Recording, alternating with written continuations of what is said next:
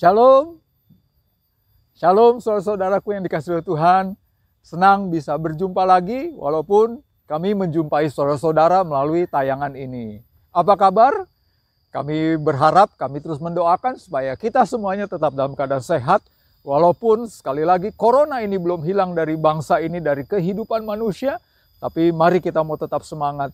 Saya mau mengajak kita bersekutu lagi dengan Tuhan. Ambil Alkitab saudara. Mari kita membaca dan mempelajari firman Tuhan yang terambil dari kitab Rut. Rut pasal yang pertama, ayat yang pertama sampai dengan yang ke-16. Ya.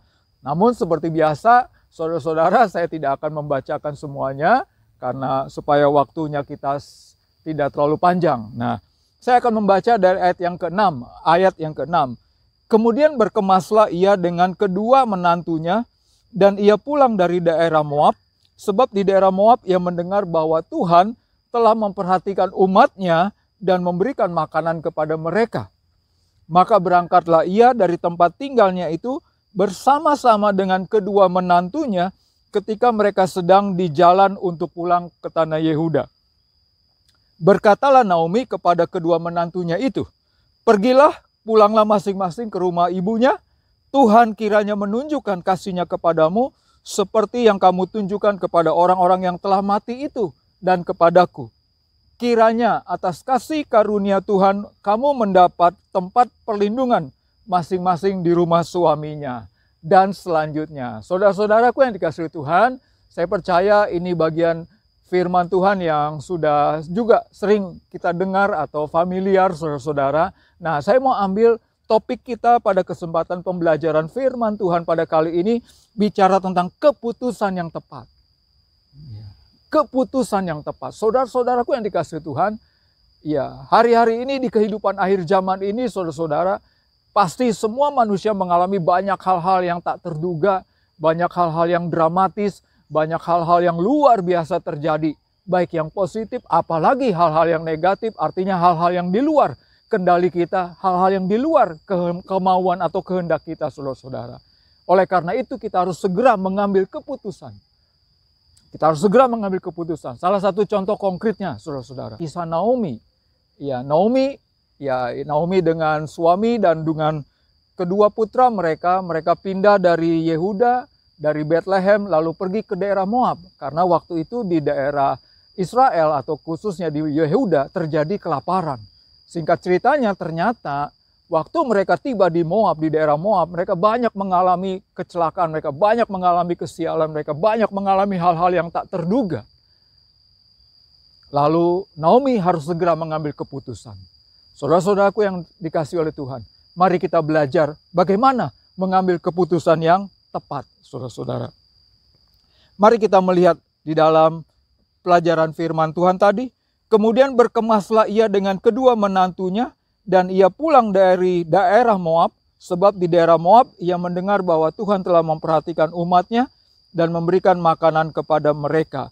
Saudara-saudaraku yang dikasihi Tuhan, di dalam Matius pasal 27 ayat yang pertama, ketika hari mulai siang, semua imam kepala dan tua-tua bangsa Yahudi berkumpul dan mengambil keputusan untuk membunuh Yesus. Nah, ini bagaimana peristiwa waktu Yesus juga kemudian dibunuh, disalibkan saudara-saudara oleh para tua-tua Yahudi.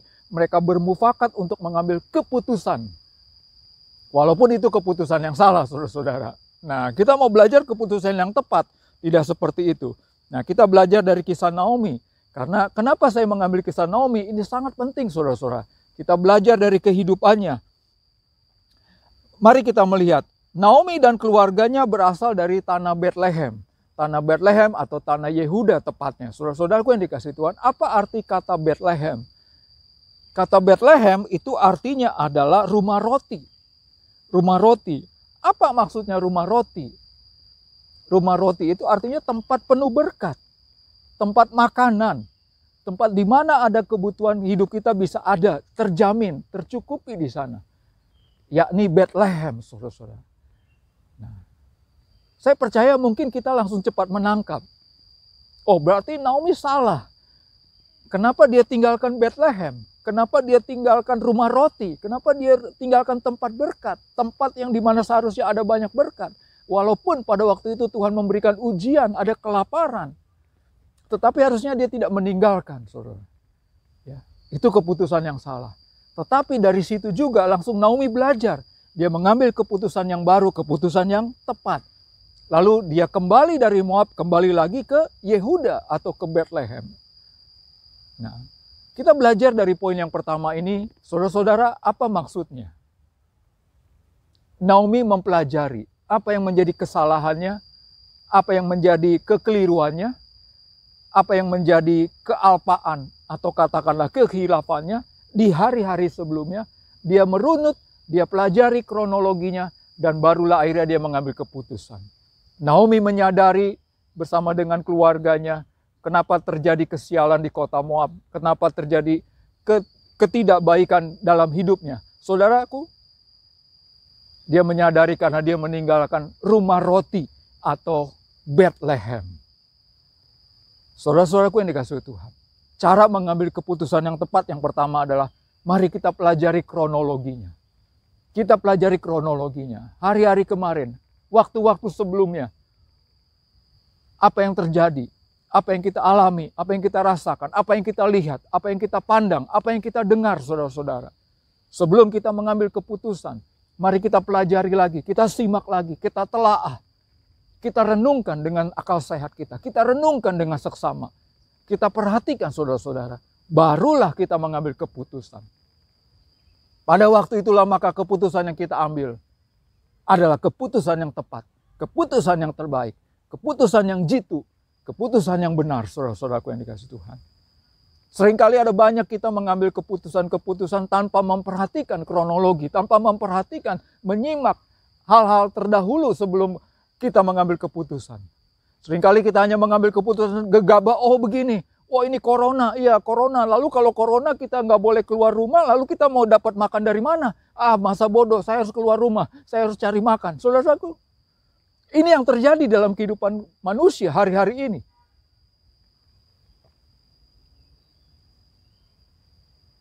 Karena itu mari kita belajar. Kita belajar bagaimana mengambil keputusan yang tepat. Belajar dari pengalaman Naomi bersama dengan menantu-menantunya. Saudaraku yang dikasihi Tuhan. Poin yang kedua berikutnya adalah kita belajar dari ayat yang ke-16 dan ke-17. Tetapi kata Rut, janganlah desak aku meninggalkan engkau dan pulang dengan tidak mengikuti engkau. Sebab kemana engkau pergi, ke situ jugalah aku pergi. Dan di mana engkau bermalam, di situ jugalah aku bermalam. Bangsamulah bangsaku dan Allahmulah Allahku. Di mana engkau mati, aku pun mati di sana, dan di sanalah aku dikuburkan. Beginilah kiranya Tuhan menghukum aku, bahkan lebih lagi dan selanjutnya dan selanjutnya. Saudara-saudaraku yang dikasihi oleh Tuhan, ya, poin yang kedua ini sangat penting juga, saudara-saudara. Ya. Waktu kita menikah, waktu seseorang menikah, maka otomatis orang tua itu adalah pemimpin kita. Orang tua dari pasangan kita juga adalah orang tua kita dan pemimpin kita. Ya. Waktu Naomi berkata kepada menantu-menantunya, salah satunya Rut, dikatakan, Rut sana sudah pulang saja, tinggalkan aku. Aku ini adalah orang yang sial. Aku ini orang yang banyak mengalami kepahitan. Tetapi Rut katakan tidak bisa. Saya akan tetap mengikut engkau. Artinya apa, saudara-saudara? Rut menganggap bahwa Naomi ini adalah orang tuanya. Naomi ini adalah pemimpinnya. Karena dia telah menjadi menantunya, dia telah menjadi anaknya. Otomatis Naomi dianggap sebagai pemimpin atau orang tuanya. Artinya Rut belajar bahwa pemimpinnya harus diikuti. Pemimpinnya harus diikuti. Saudara-saudaraku yang dikasihi Tuhan. Di dalam kehidupan ini seringkali Tuhan mempergunakan lewat pemimpin-pemimpin untuk mengatur kehidupan ini. Bahkan bukan seringkali, memang hukumnya seperti itu. Mengapa Tuhan menciptakan ada pemimpin dan mengapa Tuhan menciptakan ada anggota, ada pengikut? Karena Tuhan mau pakai lewat pemimpin inilah mengatur kehidupan ini. Dan Rut tahu bahwa pemimpinnya, Naomi adalah pemimpinnya. Saudaraku yang dikasihi Tuhan, apa maknanya, apa artinya pelajaran yang kedua? Poin yang kedua ini. Kalau kita mau mengambil keputusan yang tepat, mari kita ikuti apa kata pemimpin. Kita ikuti apa kata pemimpin, terutama pemimpin rohani kita, saudara-saudara. Ini pasti. Ya. Di dalam banyak ayat-ayat di Alkitab mengajarkan bagaimana kita harus taat kepada pemimpin, bagaimana kita harus menghormati pemimpin, bagaimana kita harus mengikuti pemimpin. Rasul Paulus berkata kepada jemaat-jemaat yang digembalakannya, ikutilah teladanku. Saudara-saudaraku yang dikasihi oleh Tuhan, mari kita ikuti apa kata pemimpin. Karena kita percaya pemimpin itu adalah orang yang dipilih Tuhan, orang yang diangkat oleh Tuhan, orang yang ditetapkan oleh Tuhan untuk mengatur kehidupan ini. Saudara-saudaraku yang dikasihi Tuhan, salah satunya adalah pemerintah bangsa kita. Tuhan memberikan hikmat dan Tuhan memberikan petunjuk bagaimana mengantisipasi virus corona ini agar tidak lebih menyebar. Yaitu salah satunya dengan cara protokol kesehatan. Tapi ada banyak rakyat, ada banyak masyarakat, ada banyak kita yang tidak mengikuti, saudara-saudara. Padahal pemerintah kita adalah wakil Allah, Roma pasal 13. Saudara-saudaraku yang dikasihi oleh Tuhan, mari kita ikuti pemimpin. Kalau kita mengikuti pemimpin, saudara-saudara, otomatis kita pasti bisa mendapatkan, kita pasti bisa mengambil keputusan yang tepat di dalam kehidupan kita. Apalagi pemimpin-pemimpin rohani kita. Entah mungkin pendeta kita di gereja, entah mungkin pastor, romo kita. Saudara-saudaraku yang dikasihi Tuhan, mari ikuti pemimpin-pemimpin kita, saudara-saudara. Jangan kita melawan, jangan kita melanggar. Jangan kita merasa, oh dia cuma orang biasa, saudara. Memang orang biasa. Tetapi pemimpin itu adalah orang yang diurapi Tuhan, dipanggil oleh Tuhan khusus. Saudara-saudaraku yang dikasihi Tuhan. Poin yang ketiga, mari kita melihat di dalam kitab Rut, di dalam ayatnya yang ke-21. Di sana jelas saudara-saudara dikatakan, dengan tangan yang penuh aku pergi, tetapi dengan tangan yang kosong Tuhan memulangkan aku. Mengapakah kamu menyebutkan aku Naomi? Karena Tuhan telah naik saksi menentang aku, dan yang Maha Kuasa telah mendatangkan malapetaka kepadaku. Pada akhirnya saudara-saudara, Naomi mengakui kesadarannya dan dia datang kepada Tuhan. Dia mengakui kesalahannya, dia mengakui keteledorannya, dia mengakui kekilapannya. Dia mengakui bahwa keputusan yang lalunya salah. Dia datang kepada Tuhan, dia minta ampun dan dia minta petunjuk yang baru kepada Tuhan. Pada akhirnya saudara-saudara, bagaimana kita bisa mengambil keputusan yang tepat? Kita bisa membuat keputusan yang tepat di dalam perjalanan hidup kita. Mari kita datang kepada Tuhan. Kita datang kepada Tuhan merendahkan hati kita dan kita mengakui bila mana ada kesalahan, bila mana karena ada dosa, bila mana ada pelanggaran-pelanggaran yang telah kita lakukan. Mari kita akui di hadapan Tuhan. Dan kita minta sungguh-sungguh petunjuk. Kita minta hikmatnya. Kita minta urapannya. Supaya Tuhan memberikan hikmat, urapan. Supaya kita bisa membuat keputusan yang tepat. Dan tentunya setuju, sesuai dengan kehendak Allah. Rindukah saudara dengan saya? Setiap perjalanan hidup kita, di mana kita harus mengambil keputusan. Kita bisa selalu mengambil keputusan atau membuat keputusan yang tepat.